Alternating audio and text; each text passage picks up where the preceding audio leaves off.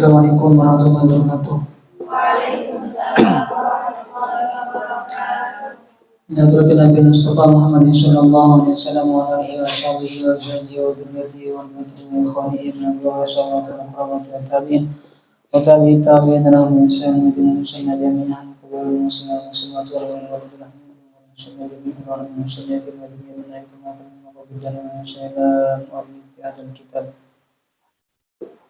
Masusun ila jami' masyayikhi masyayikhina wa jaddi wa jaddiyan muslimin kafir masyayikhi wa jaddiyan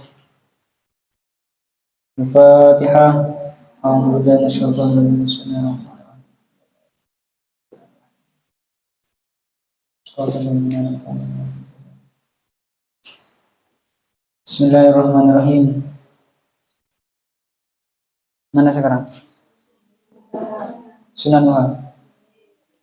Sunanuhal waslu wa ta'riful jasad wa lubsu abyadin matibul wajah wa bakarul masyaraha Min fajri wasdana min qira'ati atin wa dhikri wa sunnatul khutbati bil insati wal khawf tahiyati sholati. Bismillahirrahmanirrahim. Sunanuha al-waslu.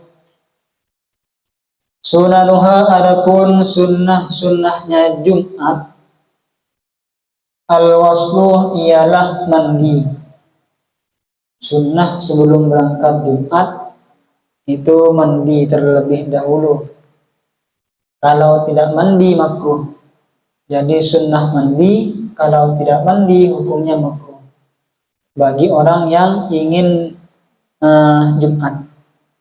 Wa tanziful jasadi dan bersih-bersih tubuh.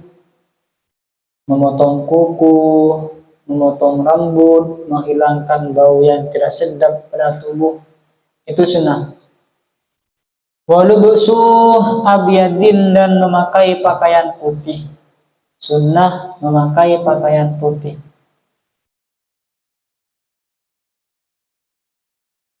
Watibun in wajad, watibun dan wewangian, memakai wangi-wangian in wajad jika menemukan siapa man. In wajad jika menemukan siapa man. Sunnah memakai baju putih dan sunnah memakai wangi-wangian jika punya. Jika punya sunnah. Wabakkarul masyah, wabakkaroh dan berpagi-pagi, dan berpagi-pagi siapa makmum. Wabakkaroh dan berpagi-pagi siapa makmum, maksudnya berangkat pagi. Al-masyah kepada berjalan. Laha kepada Jumat. Kalau ingin Jumat, sunnah berangkat pagi dengan cara berjalan. Artinya kalau ditanya lebih utama mana, berangkat Jumat dengan cara berjalan kaki atau dengan cara berkendaraan, lebih utama jalan kaki. Min fajrin, sejak fajar. Jadi ketika sudah fajar sunnah berangkat. Wasdadah dan menambah siapa man, menambah min qiraatin wa dzikrin, min qiraatin dari bacaan, wa dzikrin dan zikir. Jadi kalau bagi makmum sunnah untuk berangkat pagi dengan cara jalan kaki atau pakai kendaraan, tapi lebih utama jalan kaki. Tapi kalau bagi makmum kalau bagi imam itu tidak sunnah berangkat pagi. Jadi berangkat sekitar jam setengah 10 atau jam 10 kalau bagi imam.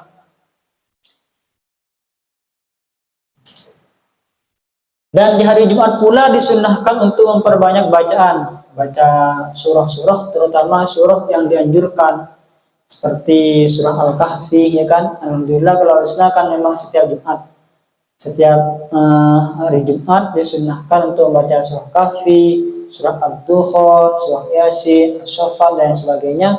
itu disunahkan di hari Jumat, dan zikir terutama yang paling utama adalah membaca sholawat kepada Nabi Muhammad. Kalau di sini dikatakan wa aqallul iktsari salasumi'atin bil laili wa salasumi'atin bin nahari, katanya paling sedikitnya zikir di hari Jumat, katanya malam harinya 300, siang harinya 300. Sunnah. Wa sunnatul khutbati, adapun sunnah khutbah. Sunnah khutbah bil insyati ialah dengan menyimak. Bil insyati ialah dengan menyimak. Menyimak bukan mendengar. Antara mendengar dan mendengarkan beda. Kalau cuma mendengar, bisa jadi dia itu mendengar tapi tidak menyimak. Jadi menyimak dengan cara diiswa, direnungkan, disimak, bukan cuma didengar tapi tidak didengarkan. Wal khaffu, punya kalian khiffu. Yang benar khaffu bi fathil kha'i. Wal khaffu, dan meringankan fi tahiyyatis sholati, di dalam sholat tahiyatul masjid.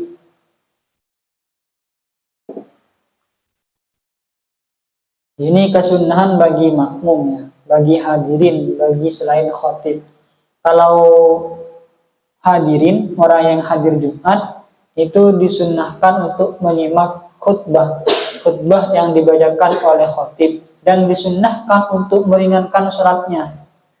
Jadi misalnya imam atau khotib sudah naik ke mimbar, ada seorang yang salah satu hadirin Jumat di situ baru datang.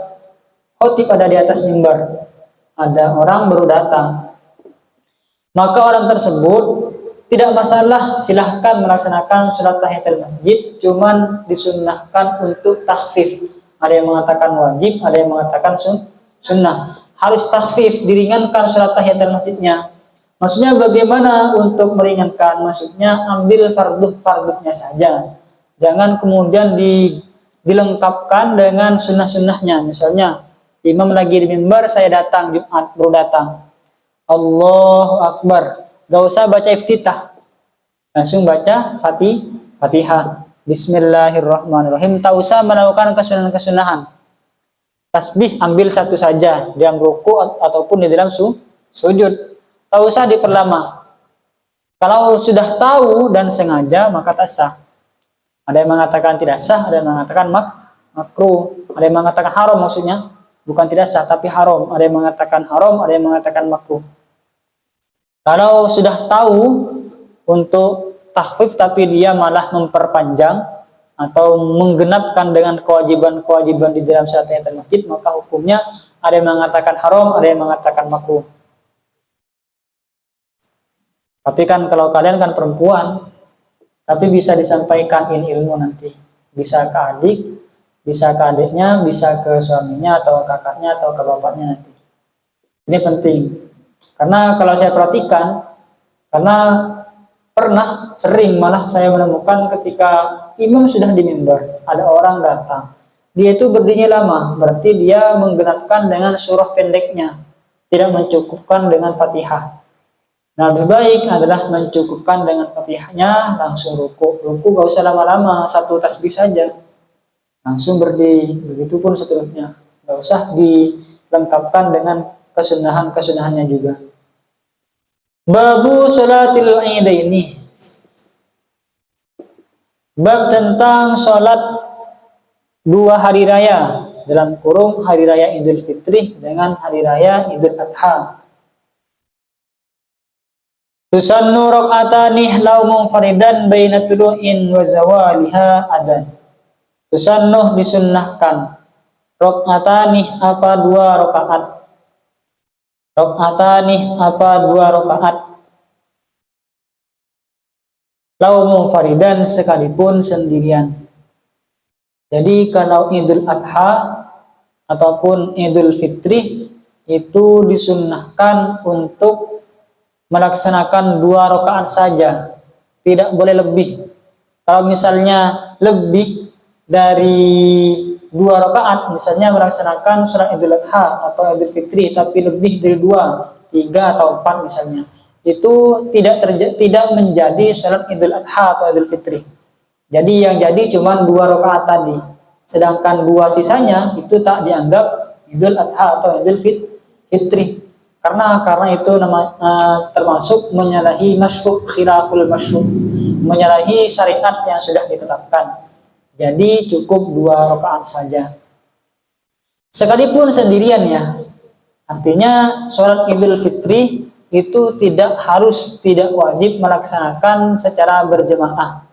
Bisa melaksanakan Idul Fitri atau Idul Adha di kamarnya, di rumahnya, tak perlu berjemaah.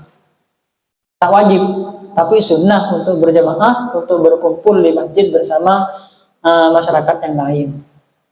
Tapi kalau ditanya apakah wajib melaksanakannya dengan cara berjemaah, tak wajib, meskipun sendirian bisa. Baina tulu'in wa zawaliha. Baina tulu'in, di antara terbitnya matahari, di antara terbitnya matahari, wa zawaliha, dan tergelincirnya matahari, ada.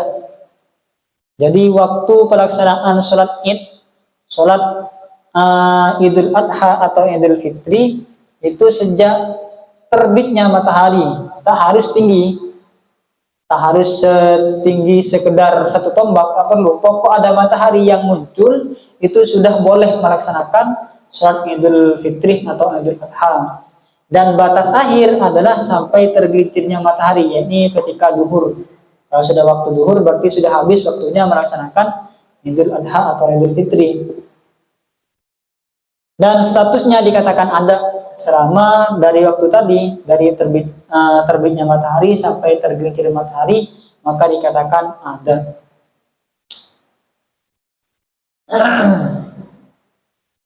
Tapi memang sunnah dikerjakan ketika jam 7 atau jam 8, seperkiraan 1 tombak. Kalau ditanyakan sejak kapan, sebenarnya ketika matahari sudah muncul dari timur, itu sudah boleh melaksanakan sholat Idul Adha atau Idul Fitri. Sholat Id boleh. Cuman yang sunnah memang ketika sudah matahari tinggi seperkiraan 1 tombak. Takbiru sab'in awwalal ula yusannuh, disunnahkan. Ini kalau bed kayak gitu dibolak-balik. Disunnahkan takbiru sab'in, apa takbir 7 kali. Yusannuh, disunnahkan takbiru sab'in, apa takbir 7 kali. Awwalal ula, di awal rakaat pertama. Wal khamsu, dan 5 kali. Fi thaniyatin, di rakaat kedua. Fi thaniyatin, di rakaat kedua. Mimba diangkab baroh, dari setelah bertakbir siapa man atau musalli. Mimba diangkab baroh, dari setelah bertakbir siapa musalli. Bertakbir fi ihramihi, di dalam takbiratul ihramnya musalli atau man. Fi ihramihi, di dalam takbiratul ihramnya musalli. Wa qaumatihi, dan berdirinya musalli. Jadi kalau praktek sholat Id ini, di rakaat pertama itu takbir 7 kali, di rakaat kedua takbir 5 kali. Takbir 7 kali itu selain dengan takbiratul ihram. Jadi tak termasuk dengan takbiratul ihram. Kalau dihitung keseluruhan, takbir pertama itu 8 kali karena ditambah dengan takbiratul ihram. Jadi takbiratul ihram Allahu Akbar. Tidak dihitung ini. Jadi 7 kali selain takbiratul ihram ini. Setelah melakukan takbiratul ihram, maka takbir 7 kali. Allahu Akbar. Allah 7 kali di rakaat pertama. Di rakaat kedua 5 kali selain takbir intikal. Ketika berdiri dari sujud ke atas kan takbir. Itu tidak hitung dengan itu. Dari sujud Allahu Akbar. Melaksanakan takbir 5 kali kemudian. Paham ya? Wa khutbatani, dan 2 khutbah ba'daha, setelah sholat. Wa khutbatani, dan 2 khutbah ba'daha, setelah sholat. Kajum'atin, ka Jum'atihi sebagaimana Jumatnya. Kemana ini? Ka Jum'atihi sebagaimana Jumatnya man atau musalli. Setelah sholat Id disunnahkan melaksanakan 2 khutbah.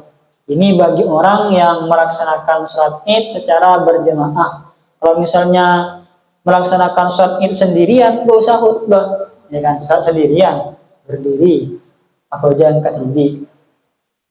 Khutbahnya dibaca sendiri, didengarkan sendiri, ya kan? Nah, lucu. Jadi kalau misalnya sholat sendirian, sholat Idnya tak perlu khutbah. Yang sunnah untuk diberi khutbah itu bagi orang yang melaksanakan sholat Id dengan cara berjamaah. Syarat-syaratnya sholat khutbah itu sama dengan syarat-syarat rukun-rukunnya khutbah di dalam sholat Id itu sama dengan rukun-rukunnya khutbah di dalam Jumat, sama dengan baca alhamdulillah, membaca selawat, baca doa, baca surah dan sebagainya, itu sama. Kabbaroh, bertakbir siapa man atau musolli fil ula di dalam khutbah yang pertama, fil ula di dalam khutbah yang pertama, min huma dari keduanya 2 khutbah, min huma dari 2 khutbah, tis'an sebanyak 3, tis'an sebanyak 9 kali. Wilaan hale berkesinambungan. Wilaan hale berkesinambungan. Wasab'ah dan sebanyak 7 kali fi thaniyatin di khutbah yang kedua. Ai awalan artinya di permulaan. Ai awalan di permulaan. Cuman bedanya antara khutbah pada sholat Id dengan khutbah pada sholat Jumat, perbedaannya kalau khutbah di dalam sholat Id disunnahkan khutbah pertama itu diisi dengan takbir sebanyak 9 kali, khutbah yang kedua diisi dengan khutbah atau ditambah dengan khutbah sebanyak 7 kali. Jadi berdiri, imam berdiri ke atas mimbar, kemudian baca Allahu Akbar sebanyak 9 kali bagi khutbah pertama. Di awal, sunnah di awal. Jadi sebelum menyampaikan tahmid, sholawat dan poin-poin yang disampaikan di dalam khutbah, itu baca takbir dulu sebanyak 7 kali. Di awal. Kalau di khutbah yang pertama 9 kali, di khutbah yang kedua 7 kali. Di awal khutbah, bukan di tengah. Boleh di tengah, tapi tidak sunnah. Lebih sunnah di awal khutbah. Allahu Akbar, dan kemudian diikuti oleh makmum, biasanya seperti itu kan ya. Sunnah dan disunnahkan min qabli sholatil fitri, fitrun kadal imsaku yauman nahri. Sunnah dan disunnahkan min qabli sholatil fitri, dari sebelum sholat Idul Fitri, min qabli sholatil fitri, dari sebelum sholat fitri disunnahkan apa? Fitrun apa? Makan. Fitrun apa? Berbuka atau makan. Kada begitu pula al-imsaku, adapun tidak makan. Kalau fitrun itu makan, imsak itu tidak makan. Tidak makan yauman nahri, di hari Idul Adha. Di hari Idul Adha. Di sini kesunahan sebelum melaksanakan sholat Id. Sebelum melaksanakan sholat Id disunnahkan makan. Jadi beda antara sholat Id dengan Idul Fitri dengan Idul Adha, itu beda. Kalau sebelum melaksanakan sholat Idul Fitri sunnah untuk makan. Jadi sebelum berangkat makan dulu. Ini biasanya kalau di rumah saya dulu, sejak dulu sampai sekarang sebenarnya, sebelum berangkat masjid pasti disuruh makan dulu. Makan dulu ke dapur semuanya, saudara-saudara, ponakan-ponakan, ipar-ipar, ke dapur sebelum makan dulu. Makan, setelah makan baru disuruh berangkat. Gak tahu apa, tapi kata Umi itu karena abah dulu. Kalau abah memang menyuruh anak-anaknya suruh makan dulu sebelum berangkat, dan itu kemudian diteruskan oleh oleh Umi. Umi saya itu sering bilang, makan dulu sebelum berangkat, makan dulu. Itu kalau Idul Fitri, sunnah makan sebelum melaksanakan sholat Idul Fitri.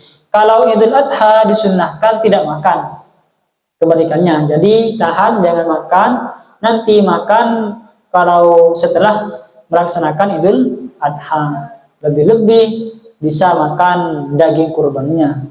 Jadi di daging kurbannya sudah disembelih, itu dimakan bersama-sama. Itu sunnah. Beda. Wa dzakara al-khurujah lal khatibuh wal masyuh wat tazinuh wat tatibuh. Wa dzakara, dan berpagi-pagi, berangkat pagi siapa musalli al-khurujah, kepada keluar. Ini di dalam sholat Id. Makmum disunahkan untuk berangkat pagi, lal khotibuh, tidak khotib. Kalau khotib tidak disunahkan berangkat pagi-pagi. Kenapa? Lil ittiba'i, karena ikut terhadap sunnah Rasulullah. Kalau makmum disunahkan untuk berangkat pagi-pagi, jam 6, jam 7, kemudian takbiran ke masjid, bukan pas tidur. Wal masyu, dan disunahkan al masyu, apa, berjalan kaki. Wat tazinuh, dan berhias. Wat tatibuh, dan berwangi-wangian. Disunahkan berjalan kaki, jangan pakai kendaraan, sepeda motor, apalagi mobilan. Tidak disunahkan. Lebih sunnah, kalau bicara sunnah, ya sunnah jalan kaki. Jadi berangkatnya itu dengan cara jalan kaki. Tapi pulangnya boleh milih antara jalan kaki atau naik kendaraan. Tapi berangkatnya sunnah untuk jalan kaki. Tazin ini maksudnya seperti motong kuku seperti tadi, motong kuku, motong rambut, menghilangkan bau-bau tidak sedap. Itu sunnah. Dan berwangi-wangian. Ya, mungkin dengan cara mandi, pakai parfum dan lain sebagainya. Wakabbaru, dan bertakbir siapa mereka. Di sini musannif menggunakan sigot jamak, bau jamak di sini karena supaya mencakup kepada perempuan dan laki-laki. Jadi disunahkan untuk bertakbir. Kesunahan bertakbir di hari raya itu tidak hanya bagi kaum laki-laki saja, tapi juga sunnah bagi kaum perempuan. Misalnya di sini kebetulan misalnya santri Al-Husna ketika hari raya nanti tidak pulang, memang belum pulangan misalnya, maka gak apa-apa takbiran penyaring, mas. Allahu Akbar, tak masalah. Karena suara perempuan itu bukan Allah. Silakan bertakbir. Wakabbaru, dan bertakbir siapa mereka Lailatul Idi, di 2 malam Id, ila taharrumin sampai takbiratul ihram, biha, dengan sholat.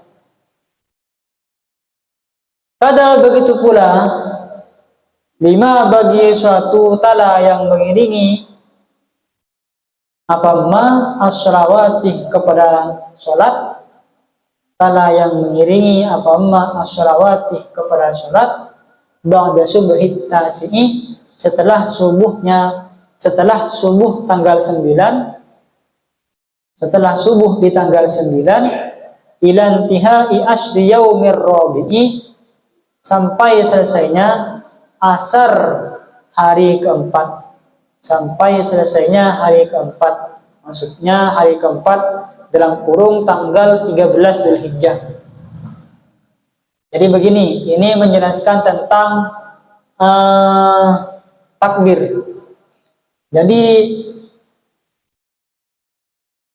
berkaitan dengan sholat ini, baik Idul Fitri atau Idul Adha, takbir itu dibagi 2. Ada takbir mursal, ada takbir muqayyad.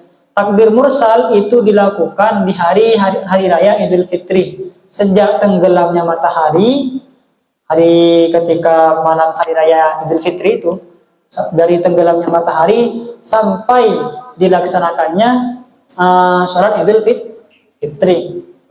Jadi sunnah dari malam maghrib habis sholat maghrib takbir Allahu Akbar Allah, pokoknya sunnah dilaksanakan. Kenapa dikatakan mursal? Mursal itu bebas, tidak dibatasi waktu. Beda dengan yang muqayyad. Kalau muqayyad itu dilaksanakan setelah sholat. Takbir muqayyad ini dilaksanakan dari tanggal 9 bulan Dzulhijjah sampai tanggal 13 bulan Dzulhijjah.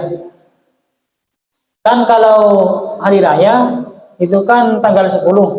Tanggal 9 subuh tanggal 9 bulan Dzulhijjah itu disunahkan untuk takbir, melaksanakan takbir sampai tanggal 13 bulan Dzulhijjah. Cuman terbatas, makanya dikatakan muqayyad. Terbatasnya itu gimana? Maksudnya dilakukan ketika setelah selesai sholat. Setiap selesai sholat dari tanggal 9 sampai tanggal 13 itu melaksanakan takbir. Allahu Akbar, Allahu Akbar. Ini kayak gitu. Kalau mursal tak dikoyiti batas waktu. Maksudnya tidak memiliki waktu tertentu. Pokok ketika sudah tenggelamnya matahari tanggal 1 berarti ya. Tanggal 1 bulan Syawal itu sampai imam melaksanakan sholat Idul Fitri. Jadi ketika imam mengatakan Allahu Akbar, ar-rohnya lafaz Allahu Akbar, maka itu sudah selesai waktu melaksanakan takbir, baik takbir mursal ataupun takbir muqayyad.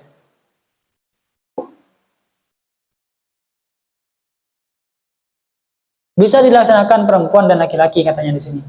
Bisa dilakukan oleh laki-laki ataupun perempuan.